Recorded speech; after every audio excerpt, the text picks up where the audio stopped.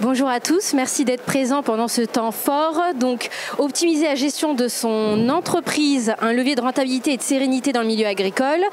Je m'appelle Sophie Dias, je suis agronome de formation, créatrice d'un média qui s'appelle Écho de ferme, c'est un podcast. J'ai travaillé dans le milieu du conseil agricole au CERF France exactement et aujourd'hui je donne des cours de comptabilité et gestion d'entreprises agricoles à des élèves agri. Donc finalement le sujet me plaît tout autant, donc je suis contente d'être parmi vous.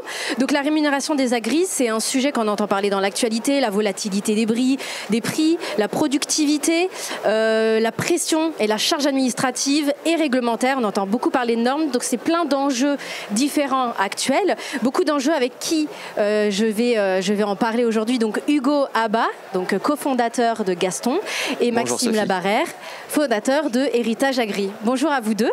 Alors peut-être pour que le public comprenne et les spectateurs, est-ce que vous pouvez commencer par vous présenter, dire grosso modo votre parcours rapidement et votre lien avec le milieu rural? Merci pour cette présentation déjà, Sophie. Donc moi c'est Hugo, je suis cofondateur de la plateforme Gaston avec mes deux associés Louis et Erwan. De parcours, de formation, moi je suis juriste spécialiste de droit rural, donc une formation spécifique qui englobe tout le droit de l'agriculture, le droit de la chasse, le droit de la forêt, etc. L'idée étant de pouvoir conseiller par la suite les agriculteurs sur les aspects juridiques, administratifs de leur entreprise, de leur exploitation. Donc ça c'est mon domaine de compétences de base. Et aujourd'hui, donc avec mes deux associés, on a créé une plateforme qui s'appelle Gaston et qui est une plateforme de gestion juridique et administrative à destination des publics agricoles et para-agricoles. L'idée étant de pouvoir les rendre autonomes et de leur proposer des alternatives sur tous ces aspects-là de gestion juridique et administrative, encore une fois. Merci pour la présentation. Maxime ? Bonjour à tous, moi c'est Maxime Labarère, je suis fils et frère d'éleveurs au pied des Pyrénées. Je suis entrepreneur ambitieux pour construire un monde agricole durablement régénératif sur la partie économique notamment. Et depuis le début de ma carrière professionnelle, j'essaye d'entreprendre pour aider les agriculteurs en leur trouvant des solutions pour valoriser leur production. J'ai des compétences notamment en analyse financière, en management des organisations et en commerce agroalimentaire. L'idée est d'avoir le panel des compétences transverses que doit avoir un chef d'entreprise gestionnaire pour gérer son exploitation ou son entreprise au sens large. De beaux profils pour chacun d'entre vous. Et du coup, quel a été le constat sur le terrain qui vous a poussé à créer vos propres structures ? Le premier constat, il est de par mes racines. Je suis fils et frère d'agriculteurs, comme je l'ai dit.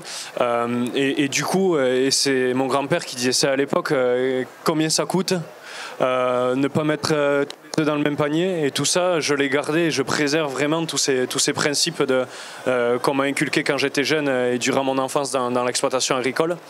Et après le deuxième constat il s'est fait durant mon expérience professionnelle, avant tout sur la franchise que j'avais créée de valorisation de produits terroirs où les agriculteurs venaient en voulant faire du court, mais ou en négligeant un peu la partie commerciale et tout le métier que ça représente et dans toute la partie. Et après, j'ai fait tout ce qui est formation dans les lycées agricoles du département 64. Et là, petite anecdote, les jeunes, ils sont en BTS ou autre, mais leur seule envie, c'est d'être au milieu des champs et au milieu des animaux. Et en aucun cas, ils se projettent en étant gestionnaire d'une entreprise. Et donc là, je te rejoins Sophie, la partie comptabilité est super importante. Donc c'est de ces constats-là. Et le dernier, c'est ce que je dirais, c'est que le chef d'entreprise agricole, maintenant, il est de plus en plus fort techniquement sur sa production, que ça soit sur la culture ou sur l'élevage. Mais il manque de compétences sur toute la partie gestion administrative au sens large. Oui, il pense beaucoup aux tracteurs et un peu moins à la compta, effectivement, je confirme. Hugo ? Alors nous, les constats qu'on a pu faire, c'est des constats de terrain côté métier juridique, parce que donc Erwan et moi-même, on est juristes en droit rural, mais aussi du côté agriculteur, puisque mon associé Louis, lui, il est agriculteur, il est à la tête d'une exploitation laitière dans la Manche. Et donc en fait, en combinant les constats qu'on a pu faire chacun de notre côté dans nos métiers respectifs, on s'est rendu compte qu'en fait, pour les agriculteurs, la gestion juridique et administrative, c'était source de complexité, de perte de temps et de perte d'argent. Aujourd'hui, ils s'adressent à divers acteurs, mais des acteurs qui vont souvent facturer très cher leurs prestations. Alors très cher, c'est relatif. En fait, pour certaines exploitations, ça va être un coût marginal, mais pour d'autres, on connaît les problématiques de trésorerie que peuvent avoir certaines exploitations agricoles. Là, forcément, le coût de l'intervention d'un juriste, d'un notaire ou parfois même d'un avocat, ça va avoir un coût conséquent sur la trésorerie. En plus de ça, c'est des services qui sont souvent peu accessibles. En France, il y a très peu de juristes qualifiés en droit rural.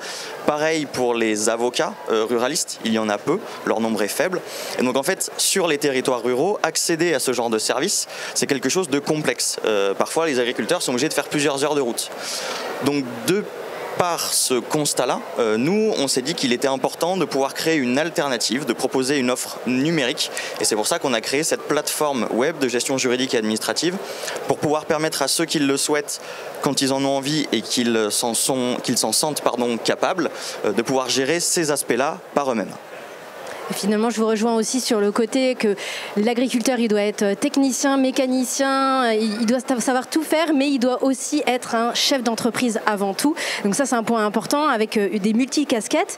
Et sur le terrain, quelles sont les conséquences d'une gestion, on va dire, délaissée pour les agriculteurs ? Alors sur la partie juridique, administrative, on va surtout avoir des problématiques de sécurisation en fait de l'exploitation.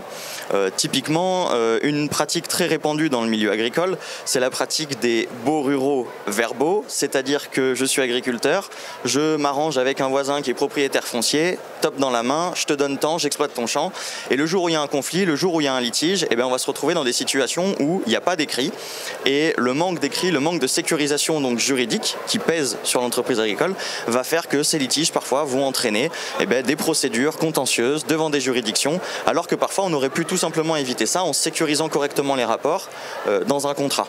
Ça, c'est un exemple parmi tant d'autres sur la question du foncier, mais de manière générale, la partie juridique, la partie de droit qui va s'appliquer à l'entreprise agricole, elle est là pour sécuriser l'ensemble des rapports que l'exploitation agricole, que l'agriculteur en lui-même va avoir avec toutes les personnes avec qui il va avoir des rapports, donc que ça soit son prestataire, son propriétaire, la personne ou l'entreprise auprès de laquelle il va commercialiser sa production, etc., etc. Maxime, même question, est-ce que tu aurais aussi un cas concret ? Ouais, un cas concret, je vais faire un petit clin d'œil à ma région, à mes racines. Un exploitant que j'ai accompagné il n'y a pas si longtemps que ça, en production, transformation fromagère, production d'osso irati, du coup, vraiment dans le fief de mon cœur d'intervention. La première question que quand je suis arrivé chez lui pour démarrer l'accompagnement, c'était de connaître sa rémunération. Combien ça lui rapporte de vendre 1 kilo de fromage. Et clairement, il n'a pas su me répondre. J'ai pas envie de stigmatiser ce cas en particulier. Tous les exploitants agricoles sont à peu près dans ce cas-là et attendent la remise des plaquettes en fin d'exercice comptable pour prendre des décisions.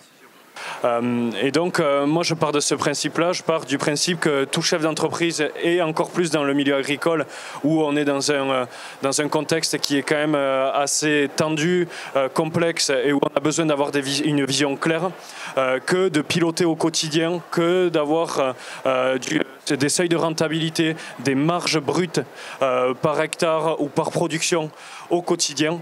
C'est indispensable pour arriver à évoluer en toute sérénité. Mais pourquoi il y a cette réticence dans le milieu agricole, cette volonté de ne pas forcément ouvrir sa paperasse ou la partager avec quelqu'un ? Est-ce que c'est une peur de déléguer, une peur de montrer les aspects personnels peut-être ? Pourquoi je vais avoir du mal à répondre ?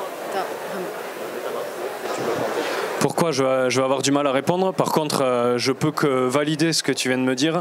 Le monde agricole est ultra conservateur. et encore plus sur la partie administrative.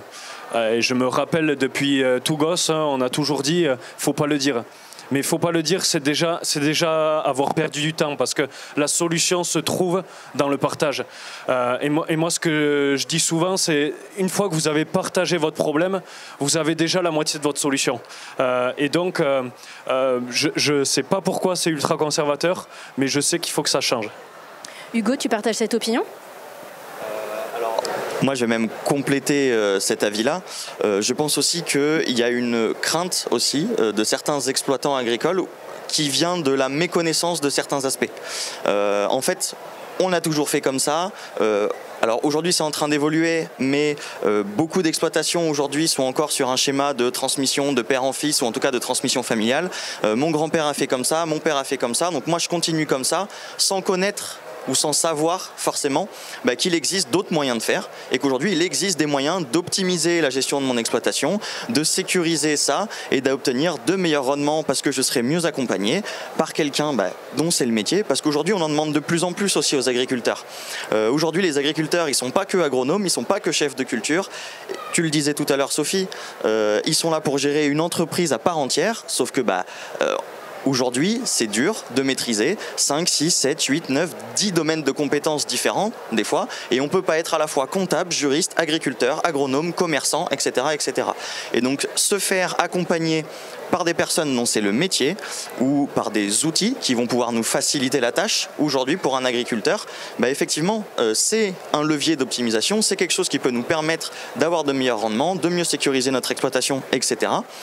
Mais encore faut-il savoir que ces outils existent, que ces acteurs qui accompagnent les agriculteurs existent. Et aujourd'hui, je pense qu'il y a un gros travail à faire là-dessus, de sensibilisation, parce que je ne pense pas forcément que les agriculteurs soient réticents à l'arrivée et à l'adoption de ces nouveaux outils, mais parfois c'est tout simplement qu'ils n'en ont pas connaissance.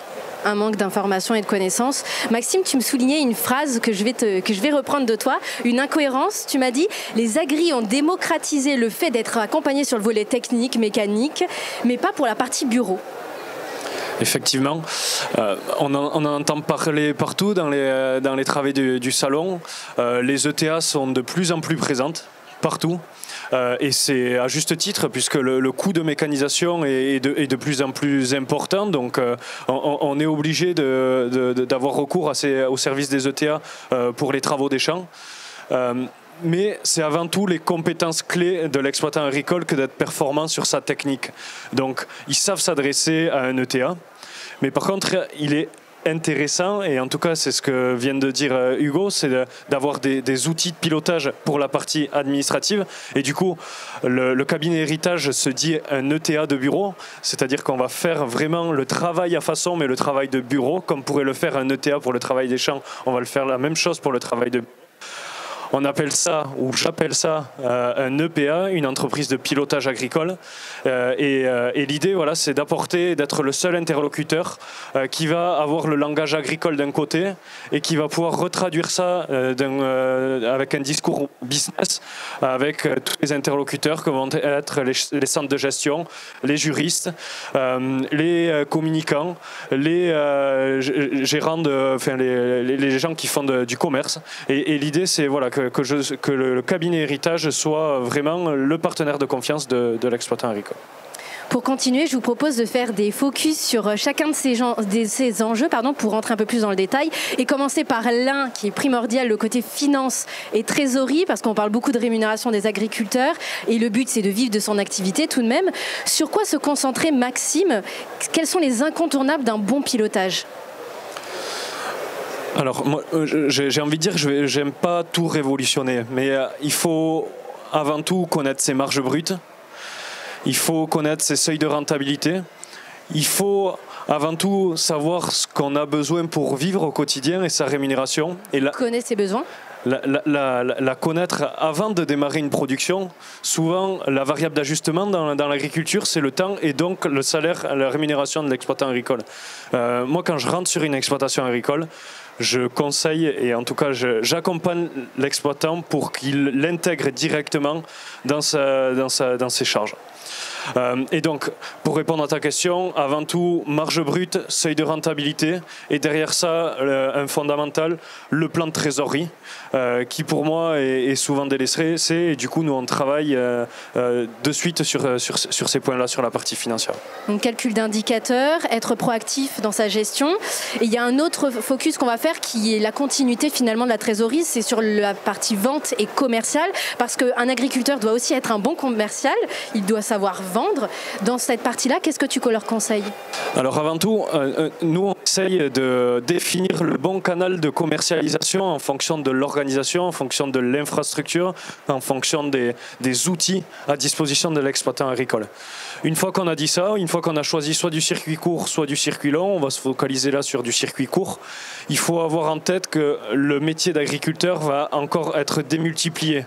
On va devoir produire, on va devoir communiquer, on va devoir faire du commerce, on va devoir faire de la gestion administrative et de façon encore plus intensive.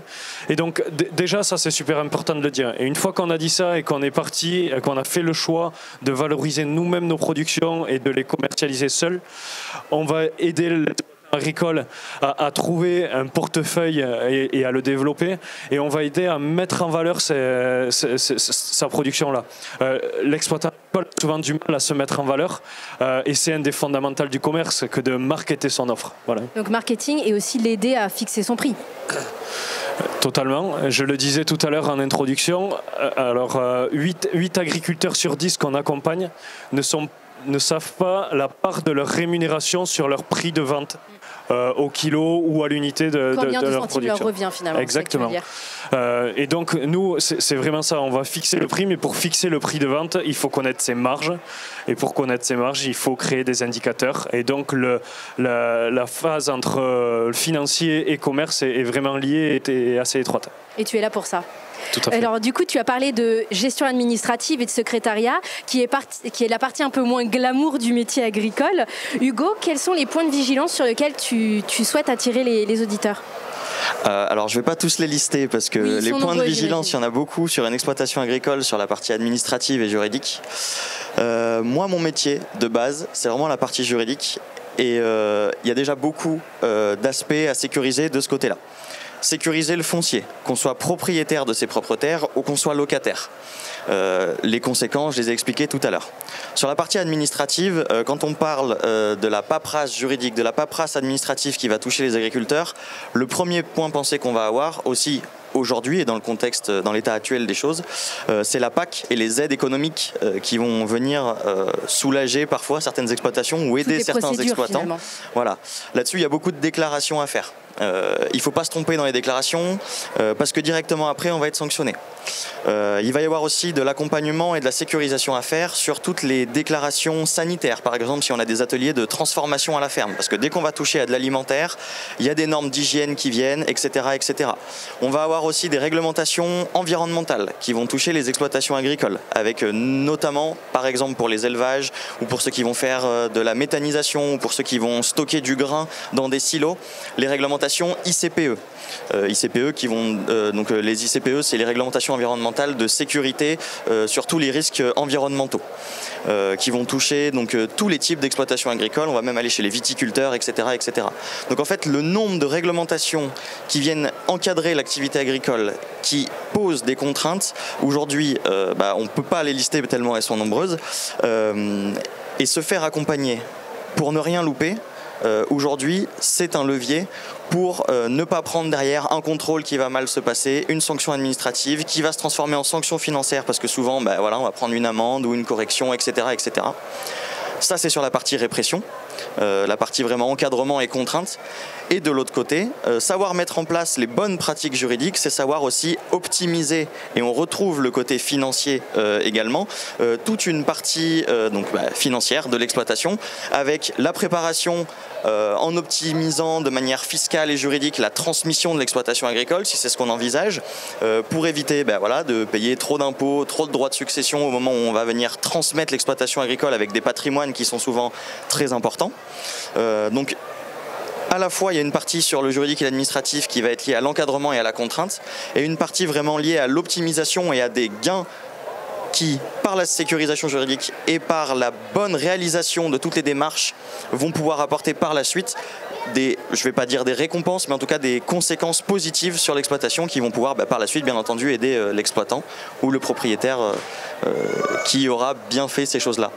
Bon, finalement, tu as enchaîné avec ma question suivante sur la partie juridique, qui est effectivement liée à la partie administrative avec le poids des procédures, finalement. Donc, juridique, tu as parlé d'un point essentiel qui est la transmission des exploitations agricoles, qu'il faut aussi anticiper en termes de forme juridique et de structure, mais aussi par rapport au droit de succession. Il y a un autre point aussi qui est important et qu'on n'a pas encore beaucoup abordé, c'est le volet social, surtout pour les employeurs de main-d'œuvre. Dans ce cas-là, quelles sont les vigilances à avoir ? Ou en tout cas les contraintes à intégrer dans sa démarche? Alors là, c'est pareil, c'est toujours une question de vigilance. Aujourd'hui, il faut faire attention à être en conformité avec le droit du travail et notamment avec tout ce qu'on appelle les accords de branche, qui sont les règles spécifiques qui viennent encadrer les emplois agricoles. Tout simplement parce que derrière, si on fait mal les choses, on va se retrouver parfois avec des conséquences inattendues. Typiquement aujourd'hui, on a beaucoup d'exploitations agricoles qui vont dire je recrute un salarié et au final je vais traîner un petit peu sur la rédaction du contrat, etc. Et ce qu'on ne sait pas, c'est qu'aujourd'hui, si un salarié agricole commence à travailler sur l'exploitation, au bout de 2 jours de travail consécutifs, s'il a travaillé sans contrat, c'est directement considéré comme un CDI.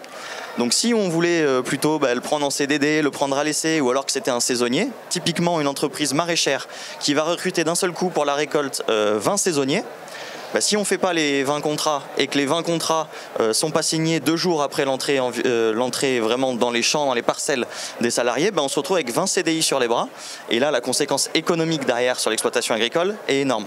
Encore une fois, ça c'est un exemple, mais derrière, il va y avoir d'autres exemples de sécurisation et surtout de vigilance à avoir sur cette partie-là sociale avec les CDD, les CDI, les accords de branche à respecter et tous ces aspects-là et faire son document unique aussi. Le document unique, bien entendu, qui est primordial. Maxime, tu voulais rebondir dessus? Sur la partie sociale, en plus du premier qui est là développé par Hugo, je rajouterais, et souvent on l'entend, l'attractivité du monde agricole, l'enjeu de recruter des salariés sur les exploitations. Et du coup là, et c'est en train d'émerger, c'est la marque employeur agricole qu'il va falloir travailler. C'est lié avec la communication, pas la communication commerciale, mais la communication sociale pour attirer sur nos entreprises agricoles. Et du coup, c'est un des leviers qu'il ne faut pas négliger non plus pour arriver à recruter et à gérer le social. Allez, Hugo. Et je rebondis à nouveau sur ça. Dans cette optique-là aujourd'hui de recruter et d'avoir, on a des besoins de main-d'œuvre aujourd'hui. Le monde agricole recrute, il faut le faire savoir. Et surtout aujourd'hui, les attentes des salariés agricoles, les exigences en fait augmentent. Aujourd'hui, on n'est plus comme il y a quelques années où on acceptait des contrats rédigés sur un coin de table, sans avantages salariaux, etc., etc. Aujourd'hui, et on ne cesse de le répéter, l'entreprise agricole est une vraie entreprise et un employeur agricole, exploitant agricole, s'il souhaite recruter des salariés, doit comprendre qu'il doit s'aligner sur les standards de certaines entreprises en proposant des jours de repos hebdomadaires. Alors bien entendu, on va adapter ça à l'activité agricole puisque dans une exploitation, typiquement une exploitation laitière, il y a des besoins de traite par exemple tous les week-ends. Donc on va devoir mettre en place des choses qui sont marquées noir sur blanc dans le contrat pour que ça soit compensé de l'autre côté par d'autres avantages, des jours récupérés ou alors une majoration, etc., etc. Il faut mettre en place ces choses-là. Sinon, effectivement, le monde agricole, et tu le disais Maxime, va manquer d'attractivité. Et aujourd'hui, on a besoin de main-d'œuvre. Le monde agricole recrute. Et il faut que les employeurs s'alignent sur ces standards-là pour pouvoir réussir à recruter la main-d'œuvre dont ils ont besoin. Alors dernier focus, mais vous l'avez déjà un petit peu mentionné tous les deux, un focus sur la communication, un enjeu qui n'existait pas beaucoup il y a quelques années parce qu'il n'y avait pas encore tous les réseaux sociaux. Maintenant, c'est devenu un incontournable. Maxime, tu en parlais un petit peu juste à l'instant de la marque employeur. Est-ce que tu peux revenir dessus et un petit peu plus détailler sur les enjeux de communication aujourd'hui dans le milieu agricole et qui sont aussi liés à l'attractivité du métier? Je vais y revenir et de façon un peu plus large. Le discours qu'on doit adopter pour attirer dans le monde agricole dans son sens large, que ce soit d'un point de vue des consommateurs, des citoyens, pour la sensibilisation ou pour les salariés de demain, ça doit être un discours positif. On entend encore trop que le monde agricole, on vit plus un cauchemar qu'un rêve. Et du coup, l'idée, c'est plus de capitaliser sur le rêve que de s'enfoncer dans le cauchemar. Et donc, la communication, ça va être avant tout ça, l'enjeu. C'est d'essayer de faire émerger les bonnes pratiques, de les valoriser, de les mettre en valeur. Et nous, on est là au quotidien pour dire aux exploitants ce qu'ils font, c'est bien. Et simplement ça, c'est fort et ça permet de faire évoluer les pratiques. Donc finalement aussi se baser sur la communication pour montrer ce qu'on fait, montrer que le métier c'est pas finalement qu'un cauchemar, et puis aussi travailler sa marque employeur et aussi développer des canaux de vente différents, apporter de l'attractivité aussi pour ses propres produits. Donc finalement dans chacun des enjeux on voit qu'il faut à chaque fois anticiper plutôt que subir.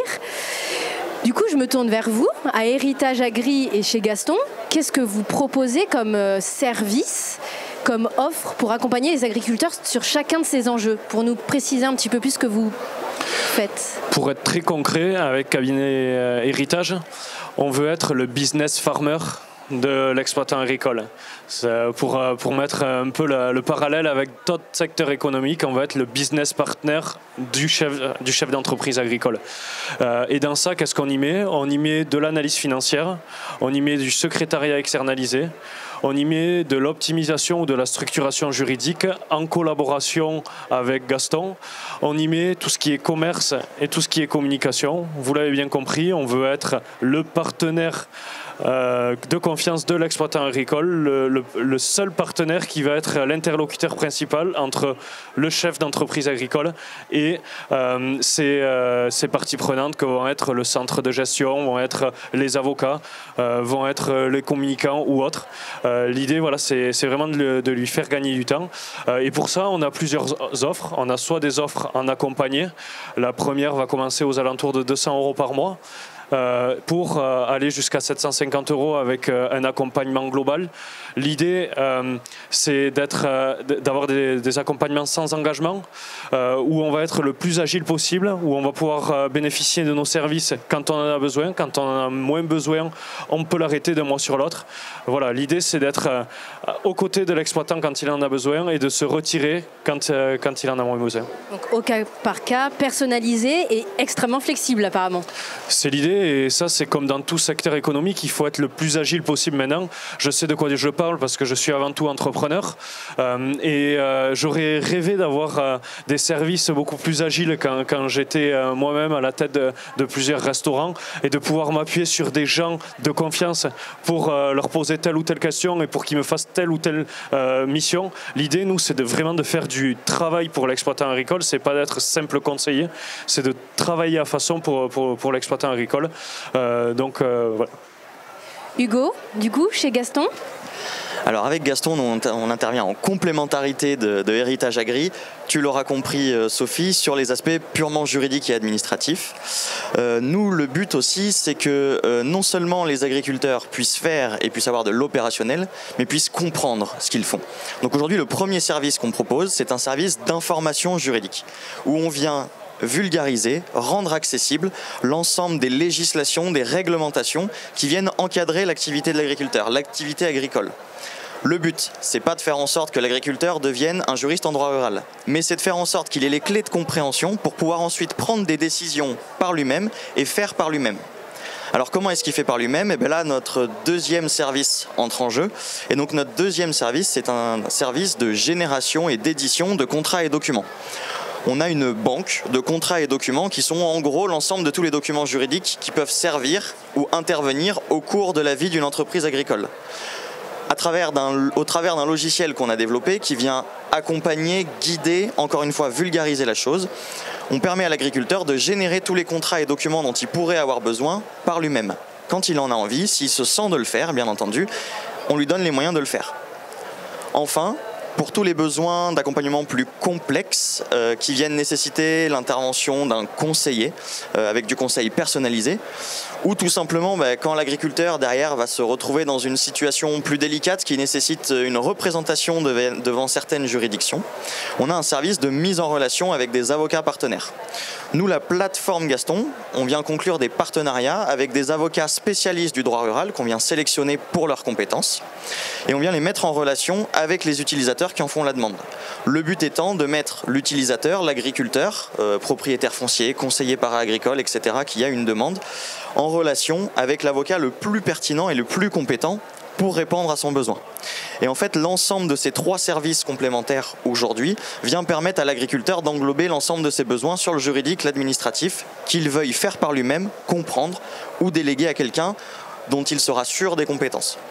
Et aujourd'hui, on travaille au développement d'un nouveau service pour venir compléter cette offre-là, qui serait l'automatisation des formalités juridiques et administratives.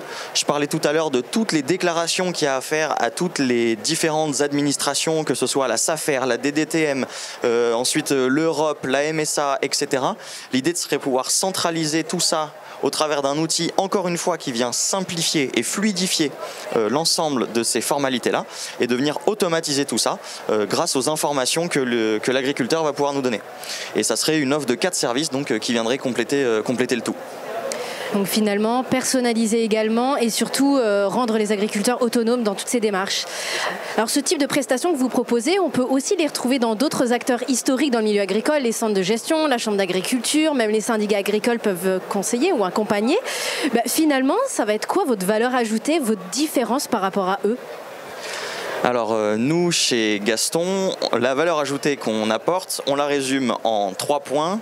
C'est gagner du temps, économiser de l'argent et surtout regagner en autonomie. Gagner du temps, pourquoi ? Parce qu'aujourd'hui, un centre de gestion ou tout autre acteur qui va accompagner l'agriculteur, c'est normal, aujourd'hui ce sont des personnes qui travaillent derrière et ces personnes-là, elles ont d'autres dossiers sur la pile avant votre dossier, donc le temps de prise en charge aujourd'hui parfois va être long. Nous, on est une plateforme en ligne, vous avez un besoin, vous venez, on répond à ce besoin, c'est du quasi instantané. Sur le gain d'argent, sur les économies qu'on peut faire réaliser. Aujourd'hui, le fait qu'on travaille avec forcément un outil logiciel, des algorithmes, on a moins de personnel derrière qui travaille, on économise sur nos coûts à nous et on répercute ça sur nos prix, ce qui permet aujourd'hui de proposer de la génération de contrats 50 à 70% moins cher que si on faisait intervenir un juriste d'un centre de gestion ou un autre public de ce type-là. Et puis la partie autonomie, c'est le fait de se dire, voilà, on en parlait tout à l'heure, l'agriculteur il est chef d'exploitation, mais il est aussi chef d'entreprise. Et chef d'entreprise, voilà, quand on est entrepreneur, quand on est chef d'entreprise, quand on est agriculteur, on aime avoir la main sur ce qu'on fait. Et l'idée du coup, c'est quand même de pouvoir dire, pour ceux, encore une fois, qui en ont envie, je peux reprendre la main sur la gestion juridique et administrative de mon exploitation. Et donc ça, c'est la plus-value, la valeur ajoutée qu'on vient apporter chez Gaston. Et bien entendu, derrière, ça ne reste qu'une alternative et bien entendu pour tous ceux qui souhaitent encore se faire accompagner et déléguer, il existe des acteurs très compétents dont notamment Héritage Agri et là je passe le micro à Maxime. Une belle transition. Chez Héritage, je dirais que la plus-value, c'est avant tout la réactivité. Un exploitant agricole, il a besoin d'avoir des réponses vite quand il a des problèmes. Et nous, c'est un de nos points forts. La deuxième chose, c'est qu'on est le seul intermédiaire. On est le seul intermédiaire qui arrive sur l'exploitation et qui va gérer plusieurs missions transverses. Et derrière tout ça, l'idée c'est d'apporter de l'agilité. Donc j'en ai parlé tout à l'heure, donc je vais pas revenir dessus. Et c'est aussi de piloter au quotidien, et de pas attendre, comme je le disais en introduction, d'attendre la remise des plaquettes ou d'attendre d'avoir un problème pour se positionner. Et donc notre plus-value, c'est vraiment ça, c'est d'accompagner au quotidien pour piloter et éviter tel ou tel problème, ou en tout cas anticiper. Bon, finalement, on comprend bien que la gestion d'une entreprise, c'est capital et c'est pas juste trier ses factures et attendre son bilan comptable parce qu'il y a des enjeux financiers, fiscaux, juridiques, sociaux. Maintenant, il y a la communication qui vient s'ajouter. Donc, le but, c'est d'anticiper pour pas subir et surtout se sentir submergé par ce travail. Et pour ça, c'est indispensable de s'entourer de partenaires comme vous, finalement, pour être performant et du coup, optimiser son entreprise et le mieux gagner, en tout cas plus d'argent ou en tout cas gagner du temps aussi. Et à minima, là, en tout cas, ce qui est conseillé, c'est de se tourner vers des partenaires comme vous pour être orientés, pour poser leurs problèmes et pas attendre le dernier moment, comme vous le disiez tout à l'heure, pour se dire « Ah, il y a un problème, venez m'aider ». Le but, c'est d'anticiper au maximum. Et à chaque fois, c'est de déléguer les parties les plus contraignantes, les moins passionnantes, pour se concentrer sur son métier d'agriculteur et sur les missions finalement qui nous passionnent. Du coup, pour terminer, Maxime et Hugo, est-ce que vous pouviez partager un message clé, un conseil à transmettre aux personnes qui vous écoutent? S'il n'y en avait qu'un, qu'est-ce que vous leur diriez? Avant tout, je vais répondre à la question, mais j'ai juste envie de finir en disant qu'il y a un autre enjeu, c'est l'enjeu humain. Ah oui. Un chef d'entreprise est isolé. Un chef d'entreprise agricole est encore plus isolé de par son métier, de par le fait que son exploitation agricole soit isolée de nature. Et donc, il a souvent très peu de gens vers qui se tourner, vers qui donner ses problématiques, ou en tout cas livrer ses problèmes. Et donc, cette partie humaine est super importante. Et moi, je finirai par dire qu'il faut partager pour performer. C'est beau. Mais effectivement, le volet humain est primordial, d'où l'importance de s'entourer et de ne pas faire tout seul, parce qu'à un moment donné, on n'est qu'humain, finalement. Il a le sens de la formule, hein, Maxime. Hein. Partager pour performer, c'est fort. Un message pour finir. Je pense que ça ne va faire que paraphraser ce que dit Maxime, mais effectivement, savoir bien s'entourer, et surtout, quand on est chef d'exploitation agricole, ne pas avoir peur de faire confiance, de s'ouvrir, effectivement, à d'autres acteurs à qui on va pouvoir déléguer ces parties-là. C'est quelque chose qu'on dit aussi souvent chez Gaston, c'est dire que nous, notre métier à nous, c'est un engagement qu'on prend pour permettre à l'agriculteur de retourner à son cœur de métier qui, au final, reste l'agriculture. Donc, s'il y avait un conseil à donner, et pour paraphraser Maxime, je dirais tout simplement qu'il faut savoir bien s'accompagner et ne pas avoir peur de s'entourer et de se faire accompagner sur certains aspects pour pouvoir se concentrer encore plus sur les aspects où on est le plus performant et sur lesquels on va avoir le plus de valeur ajoutée soi-même en tant que chef d'exploitation agricole, c'est-à-dire les compétences qu'on a et qu'on fait mieux là que tout le monde. Savoir oser finalement. Maxime, Hugo, merci pour vos réponses. Et puis je place aux questions du public s'il y en a. Est-ce qu'il y a une petite question? C'était clair. C'était clair. Merci pour vos réponses et merci d'avoir été présent. Et puis à bientôt. Merci Sophie. Merci.